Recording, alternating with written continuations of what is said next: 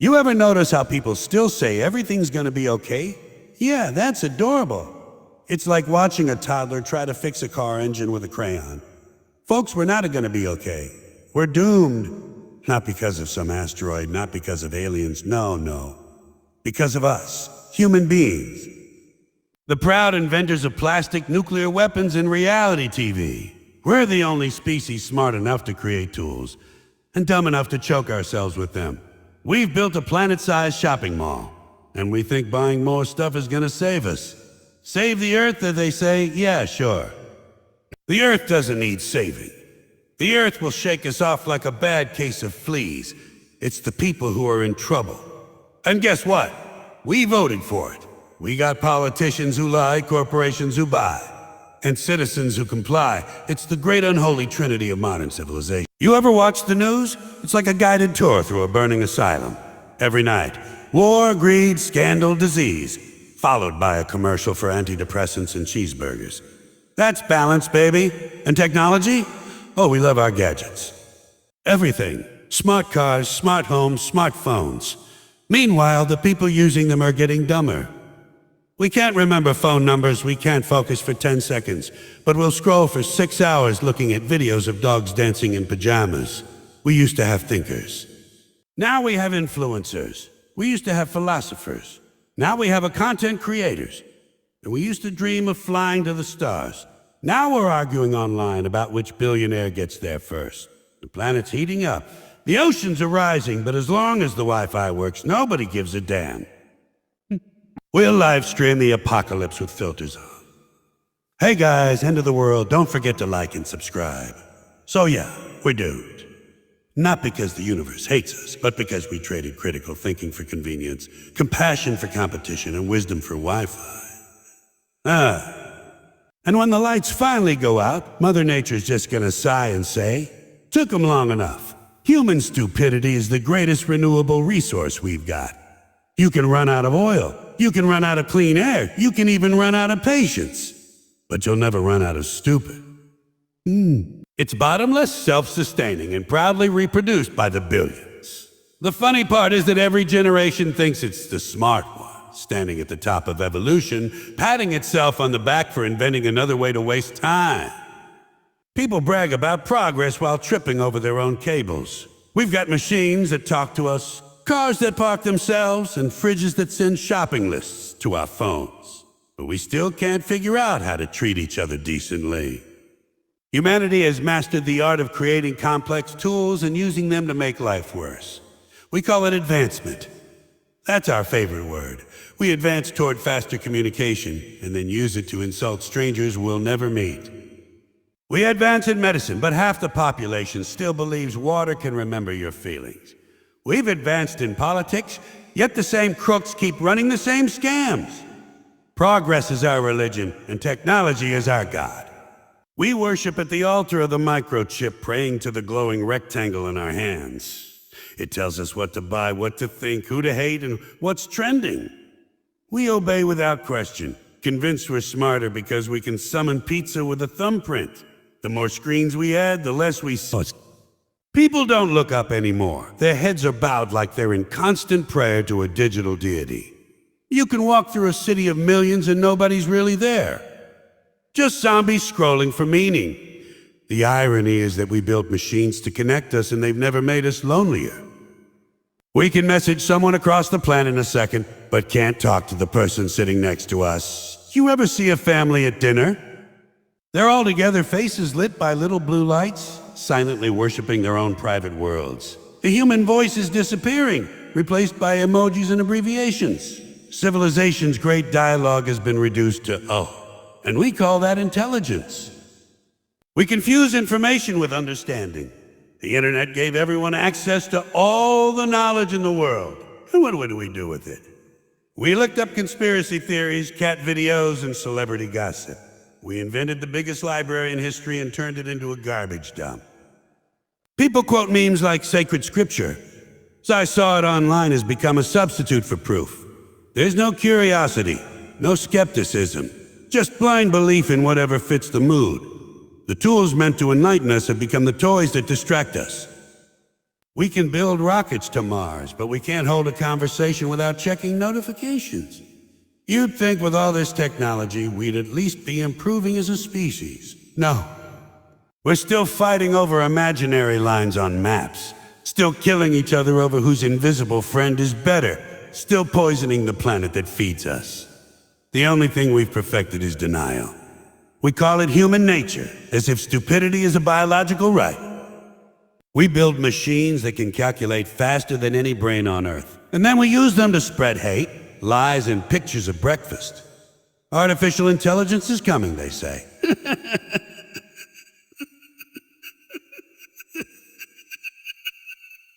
You give a fool a powerful tool, and all you get is a powerful fool. We hand nuclear buttons to men who can't spell a diplomacy.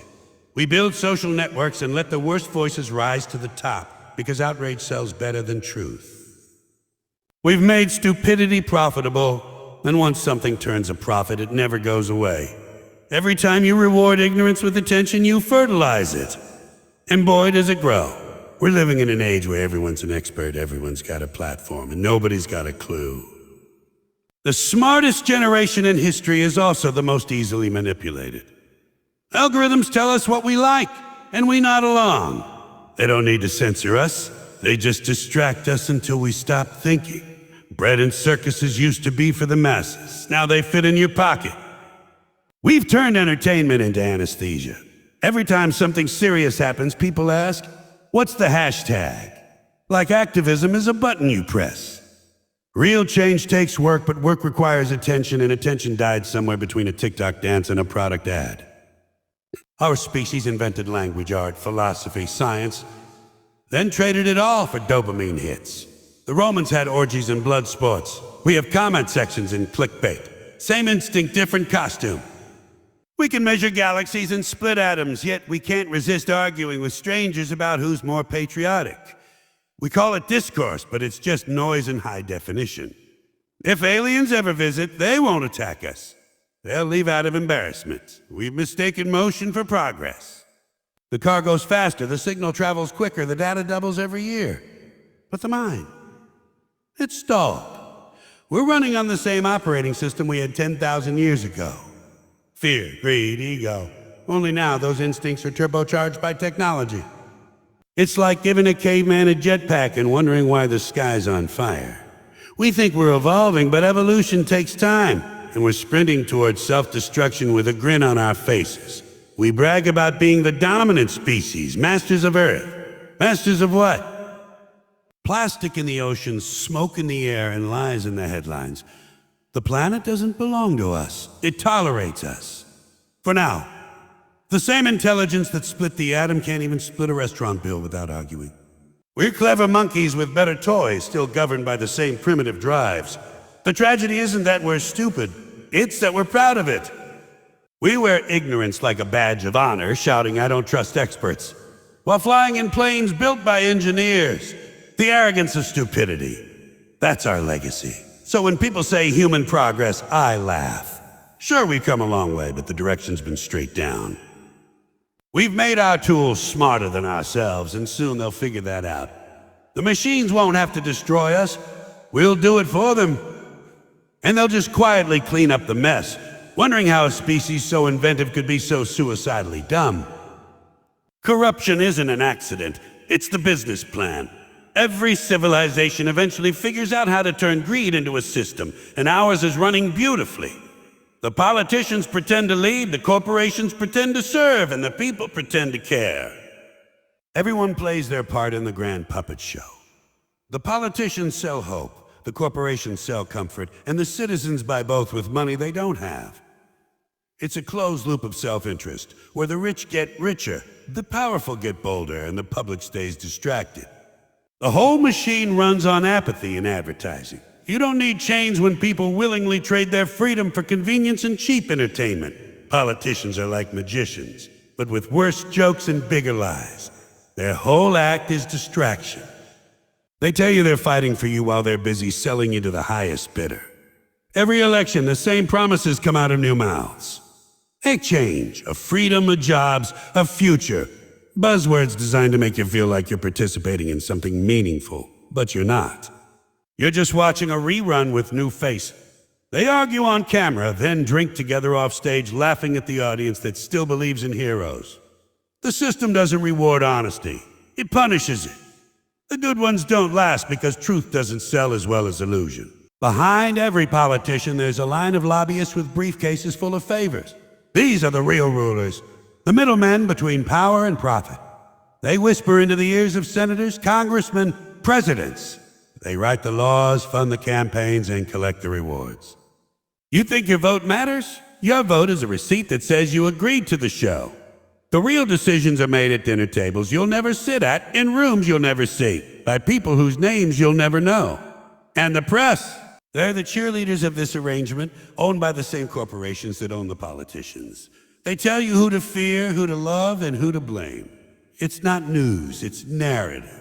Corporations, meanwhile, learned the same trick a long time ago. Make people believe they care.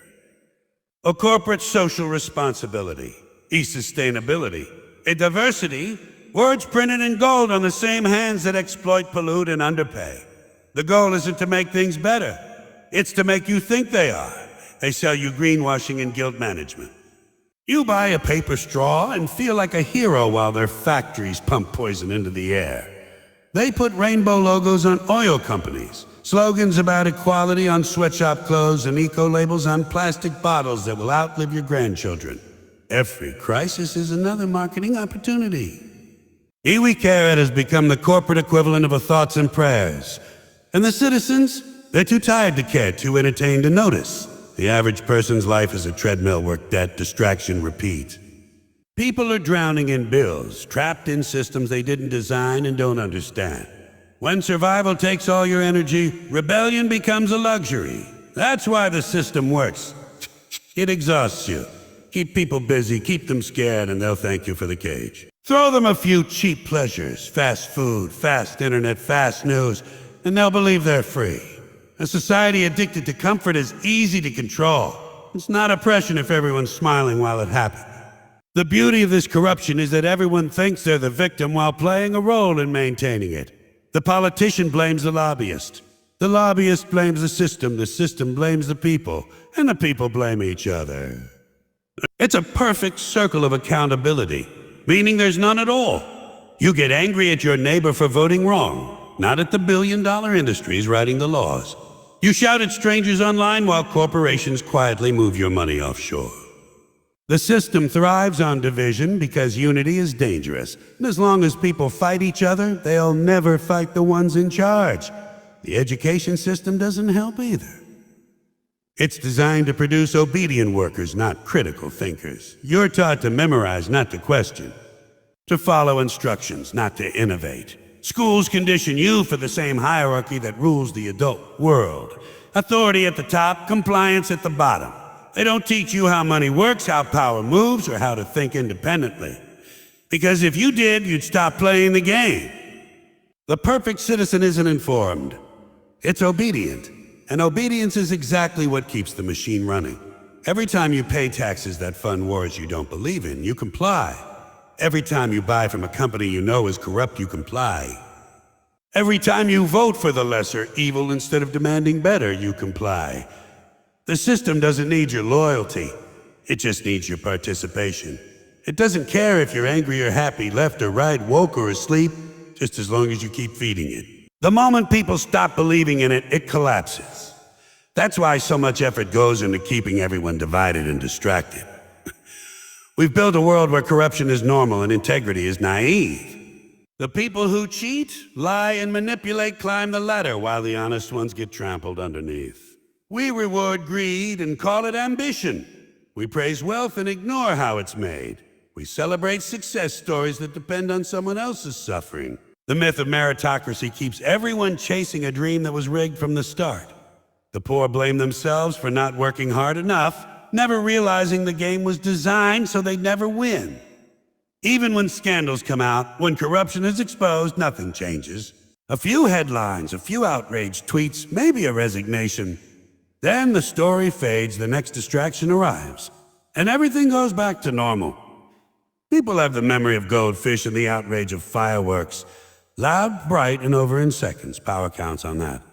Corruption doesn't need to hide. It just needs to wait until you're bored. And deep down, everyone knows. You can feel it when you pay the bills. When you see politicians smiling through lies, when you realize every product, every law, every promise comes with a price tag. Whoa. But it's easier not to think about it. It's easier to keep scrolling, to keep buying, to keep hoping that next time will be different. We live in a system that feeds on hope because hope keeps you compliant. If people ever stopped believing, the illusion would break, and the empire built on greed, lies, and obedience would crumble overnight. Hope is the sweetest poison humanity ever drank. Keeps you alive long enough to forget you're dying. Society runs on it, sells it, worships it. Every commercial, every campaign, every speech is dipped in hope. Things will get better. Now we're working on it, and next year will be different. That's the lullaby we sing to ourselves while the house burns down around us. We cling to hope because the truth is unbearable. Nobody's coming to save us. Not the politicians, not the billionaires, not the scientists, not even the algorithm. We've mistaken optimism for action, slogans for solutions, and comfort for progress. Hope has become a sedative, not a strategy. You see it every day in the way people talk about change. One day things will be different. Sure they will, but not because anyone did anything. People love the idea of change as long as it doesn't require effort. They'll pray, post, and hashtag until their thumbs get sore. But when it comes time to do something uncomfortable, inconvenient, or unpopular, they disappear. We're a culture addicted to easy hope. Hope that doesn't hurt, doesn't cost, doesn't risk. It's the fast food of emotion. Quick, cheap, and empty. Real hope demands responsibility, but fake hope just needs a catchy phrase and a nice logo. Every election cycle, they sell it again. New faces, new slogans, same lies. This is the year. Oh, this is the leader we've been waiting for. And every time, the same disappointment. You'd think people would learn, but hope has no memory. It resets after every commercial break. We don't want to believe we're doomed, so we buy the story again and again. Politicians promise to fight for us, and we cheer as if they haven't already been bought and sold. Hope is the carrot on a stick, and humanity is the donkey, walking forever, never arriving, too distracted by the illusion of progress to realize the road leads nowhere.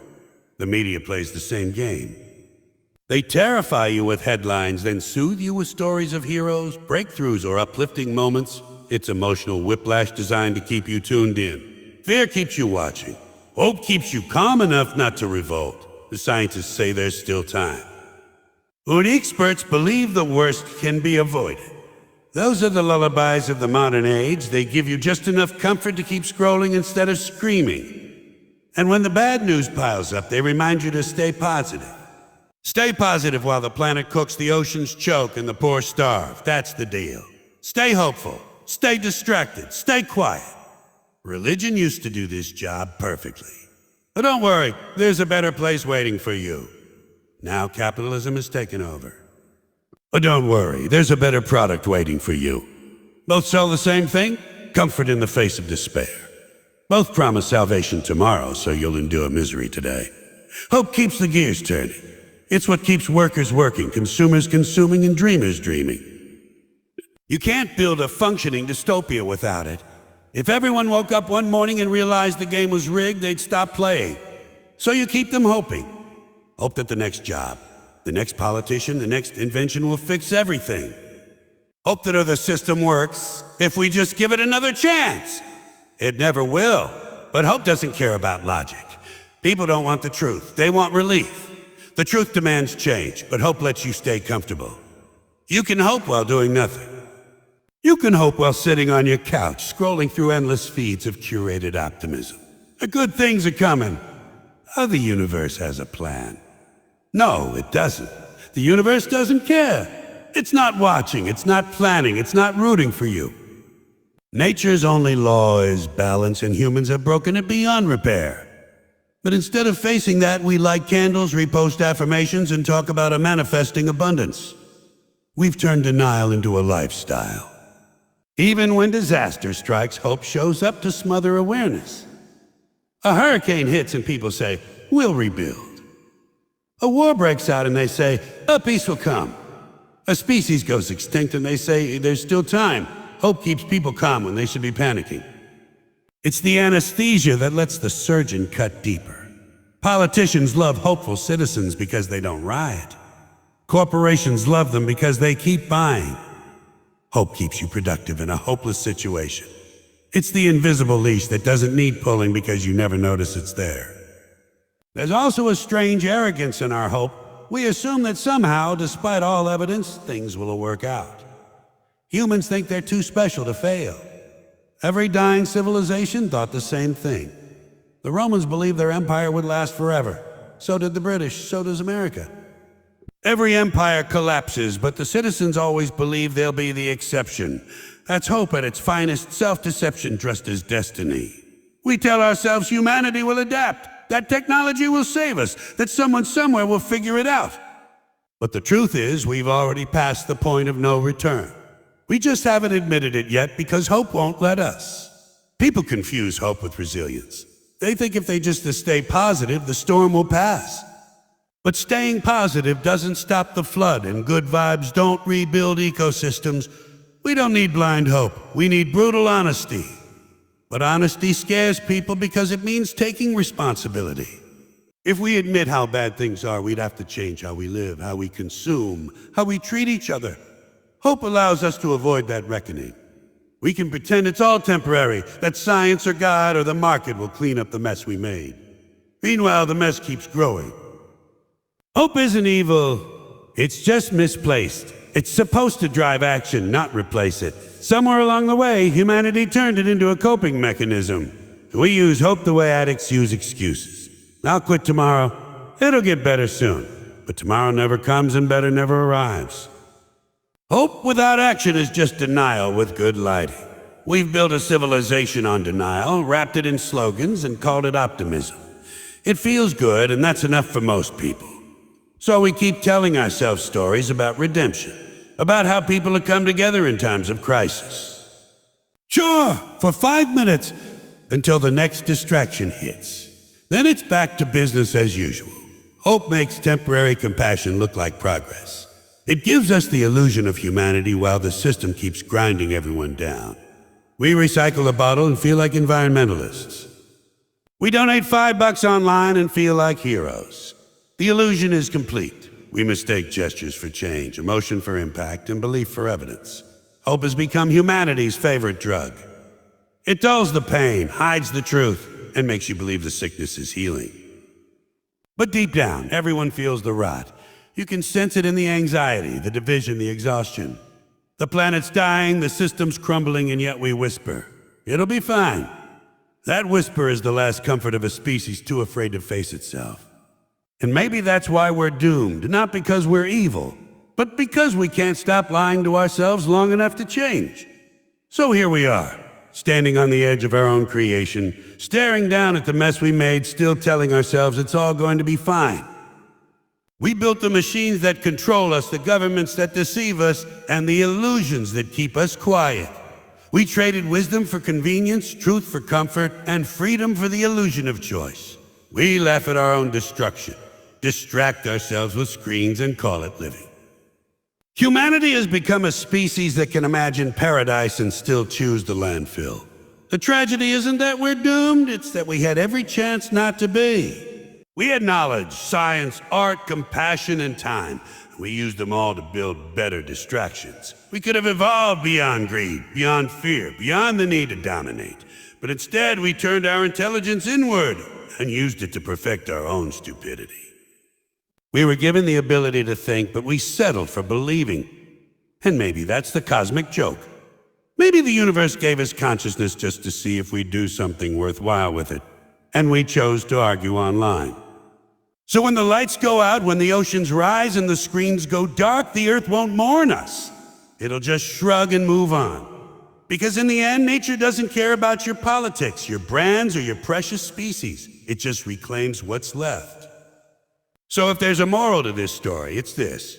We were never destroyed by some great external enemy. We did it ourselves. Proudly, efficiently, and with a smile. The apocalypse won't come with fire or brimstone. It'll come with notifications, commercials, and applause. And when it's all over, the universe will go back to silence. And maybe, just maybe, that'll be the most honest sound it's heard in a long, long time.